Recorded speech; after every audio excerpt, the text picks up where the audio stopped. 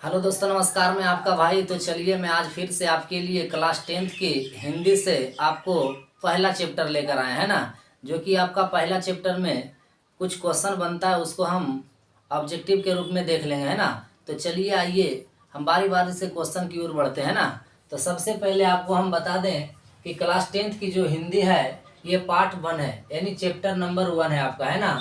तो चैप्टर में आपका जो कहता है पहला में कि सर्ण विभाजन जाति प्रथा है। अगर आपसे पूछा जाए कि सर्ण विभाजन जाति प्रथा के लेखक कौन है, तो आप बोलेंगे कि बाबा साहब भीमराव अम्बेडकर थे, है ना। तो सर्ण विभाजन जाति प्रथा को पढ़ने से पहले आप इसके बारे में जानिए कि सर्ण विभाजन जाति प्रथा है क्या।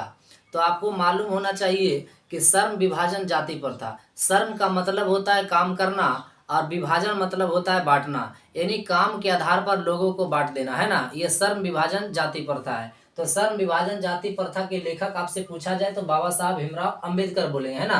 तो चलिए बाबा साहब की जीवनी के बारे में हम लोग थोड़ा सा देख लेते हैं। कह रहा कि बाबा साहब अंबेडकर का जन्म 14 अप्रैल 1891 ईस्वी में हुआ था, है ना। आपसे पहला क्वेश्चन बनेगा यहाँ से कि भीमराव अंबेडकर का जन्म कब हुआ था, तो आप बोलेंगे 1891 में हुआ था। अगर आपसे क्वेश्चन पूछा जाए कि जन्म कहाँ हुआ था, तो बोलेंगे महू के मध्य प्रदेश में हुआ था, है ना। यानी बाबा साहब का जन्म जो हुआ था 14 अप्रैल 1891 ईस्वी में हुआ था, और कहाँ हुआ था, तो महू के मध्य प्रदेश में हुआ था। और इनका परिवार जो था एक दलित परिवार था, है ना, दलित परिवार में हुआ था। और बोल रहा है इनका जाति था जो ये महार था। महार यानी आप याद रखेंगे, महार का मतलब होता है डोम, है ना। यानी इस प्रकार से कि अंबेडकर का जन्म 14 अप्रैल 1891 ईस्वी के महू के मध्य प्रदेश में हुआ, एक दलित परिवार में। और इनका जाति क्या था जी, तो महार था। महार यानी डोम था, है ना। तो चलिए आइए नीचे देखते हैं कुछ क्वेश्चन को। कहा रहा कि बाबा साहब अंबेडकर की माता का नाम क्या था, यानी बाबा साहब अंबेडकर की माता का नाम देखिए यहाँ है, ये भीमाबाई है ना। बाबा साहब अंबेडकर की माता का नाम क्या है जी, तो ये भीमाबाई। और पिता का नाम अगर आपसे पूछ दिया जाए तो रामजी सकपाल, है ना, रामजी सकपाल। यानी अंबेडकर जी के पिता के नाम क्या था, तो रामजी सकपाल थे। और इनका देखिए विवाह का बात कर रहा है ना, कि बाबा साहब का विवाह कब हुआ था और किन से हुई थी। तो मतलब इनका विवाह जो हुआ था 1906 ईस्वी में हुआ था, और ये रामाबाई के साथ हुआ था, है ना। कहीं कहीं रामाबाई दे देता है, आपको ध्यान में रखना है।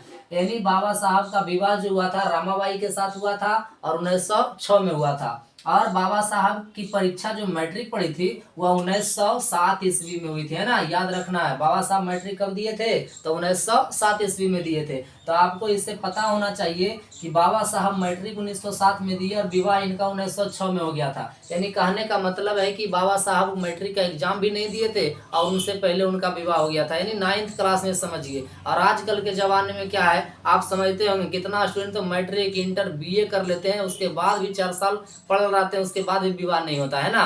तो आप समझ सकते हैं कि बाबा साहब का जन्म मतलब ये मैट्रिक से पहले हो गया था, है ना। चलिए आइए। कह रहा कि बाबा साहब के 3 प्रेरक व्यक्ति थे। अगर आपसे पूछा जाए एग्जाम में कि बाबा साहब के कितने प्रेरक व्यक्ति थे, तो 3 प्रेरक व्यक्ति थे। कौन कौन थे, तो आप याद रखेंगे, पहला नंबर में बुद्ध, और दूसरा कबीर, और तीसरा में ज्योतिबा फुले। ये आपको एग्जाम में क्वेश्चन देखने के लिए मिल जाता है ना। बाबा साहब के 3 प्रेरक व्यक्ति कौन थे, तब बुद्ध, कबीर और ज्योतिबा फुले। आपको वहां क्वेश्चन में रहेगा कि निम्नलिखित में से मतलब बाबा साहब के प्रेरक व्यक्ति कौन थे, तो इस तीनों ऑप्शन में से आपको एक रहेगा और 3 नाम अलग अलग रहेगा, है ना। तो आपको याद रख लेना है कि बाबा साहब के 3 प्रेरक व्यक्ति जो थे वह बुद्ध, कबीर और ज्योतिबा फुले, आपको याद रखना है ना। और चलिए आगे। कह रहा कि प्रथम भाषण, बाबा साहब ने प्रथम भाषण दिए थे, है ना, कब, 1936 में। कह रहा प्रथम भाषण बाबा साहब का 1936 में था, यानी 1936 में दिए थे। कहाँ जी, तो लाहौर में, है ना। लाहौर अभी कहाँ पड़ता है, तो पाकिस्तान में, है ना। चलिए आइए। तो बाबा साहब जो भाषण दिए थे उनका विख्यात भाषण था, यानी ये द एनाहिलेशन कास्ट, यानी इस पुस्तक का नाम है। समझिए कि ये विख्यात भाषण दिए थे और अपना पुस्तक लिखे थे। कौन विख्यात भाषण है जी, तो द एनाहिलेशन कास्ट। ये इंग्लिश वर्ड है ना, तो इनको मतलब पढ़ने में लोगों को कठिनाई होता था। समझिए इंग्लिश भाषा में लिखे थे तो कितना वो इंग्लिश नहीं आते थे, है ना। तो मतलब उनका हिंदी करवाए थे। तो आपको याद रखना है कि हिंदी जो किए थे इनका मतलब द एनाहिलेशन कास्ट के, तो उसको ललय सिंह यादव किए थे, है ना, ललय सिंह यादव। आपको याद रखना है कि इनका हिंदी में अनुवाद मतलब किसने किया था, तो ललय सिंह यादव ने किया था, आपको याद रखना है। चलिए, और आपको यहाँ क्वेश्चन बन रहा कि बाबा साहब के द्वारा प्रसिद्ध रचना भी कुछ किताबें थी, है ना, रचना किए थे बहुत सारे, तो आपको याद रखना। देखिए सब क्वेश्चन एग्जाम में मिलता है। कह रहा है एक नंबर में who are they, who are they किनकी रचना है, तो बाबा साहब की रचना है ना। और दूसरा नंबर में आपका कह रहा who are Sudhraj, who are Sudhraj किनकी रचना है, तो बाबा साहब की है। तीसरा नंबर में कह रहा द अनटचेबल, है ना, द अनटचेबल, यानी ये भी बाबा साहब का ही रचना है। और चौथा नंबर में आपका है the caste in India, the caste in India की रचना कौन किए थे जी, तो बाबा साहब अंबेडकर जी ने किए थे। मतलब इतना सारा क्वेश्चन बनता है आपको, है ना। चलिए, और यहाँ आपको याद रखना है कि बाबा साहब को संविधान का जनक भी कहा जाता है, यानी संविधान को लिखने वाला यानी निर्माता बाबा साहब को ही कहा जाता है ना। अंत में आपका एक क्वेश्चन बन रहा कि इनका मृत्यु हो गया था बाबा साहब की कब, तो 1956 में, है ना, 1956 में। कहाँ हो गया था जी, तो दिल्ली में हो गया था, है ना। तो इस प्रकार से आपको क्वेश्चन बनता है। अब इस प्रकार से बाबा साहब के बारे में 2-4 क्वेश्चन अगर आपसे एग्जाम में पूछ दिया जाए तो लगता है कि आपसे हो जाएगा, है ना। तो चलिए, इस प्रकार से आपको यहीं तक आज रहने के लिए देते हैं।